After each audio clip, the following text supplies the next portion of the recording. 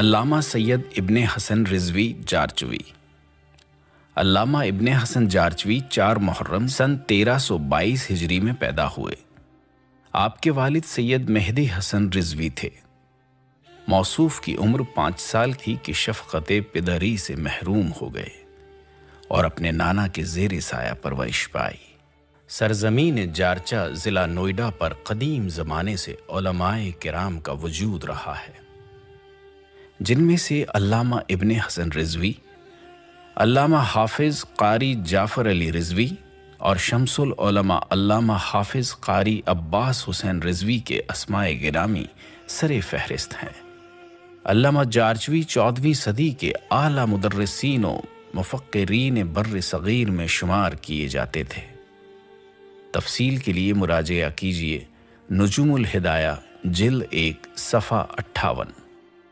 علامہ نے اپنے تعلیمی سفر میں مختلف درسگاہوں سے متعدد اسناد حاصل کی، جو کچھ اس طریقے سے ہیں: فیض عام انٹر کالج میرٹھ سے ہائی اسکول اور انٹر کیا، اسلامیہ کالج لاہور سے FA BA MA اور MAOL کی ڈگریاں لی، اورینٹل کالج رامپور سے مولوی فاضل اور منشی فاضل کی اسناد دریافت کی اور علی گڑھ مسلم یونیورسٹی سے BTC کی سند حاصل کی۔ آپ نے سن 1920 عیسوی سے 1930 عیسوی تک سندھ، پنجاب اور دہلی میں اپنی ہیجان آور تقاریر کے ذریعے فلک بوس شہرت حاصل کر لی تھی۔ تفصیل کے لیے مراجعہ کیجیے انوار فلک جلد 1 صفحہ 14۔ موصوف سندھ میں امام جماعت کے فرائض بھی انجام دیتے تھے۔ آپ کے اندر خدمت قوم کا جذبہ کوٹ کوٹ کر بھرا ہوا تھا۔ اسی سبب تحریک جنت البقی کا آغاز کیا، سندھی زبان میں ایک رسالہ بھی شائع کیا اور آل انڈیا کانفرنس کی کامیابی کا سہرا بھی آپ ہی کے سر رہا۔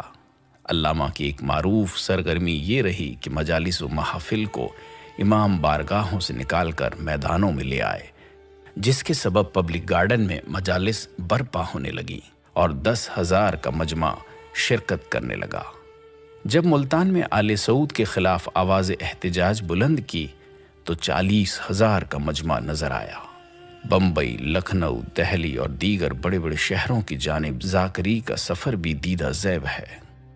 سن 1931 سے سن 1938 تک جامعہ ملیہ اسلامیہ دہلی میں پروفیسر کے عنوان سے پہچانے جاتے رہے اور سن 1948 عیسوی سے سن 1951 عیسوی تک شیعہ عربی کالج لکھنؤ کے پرنسپل رہے۔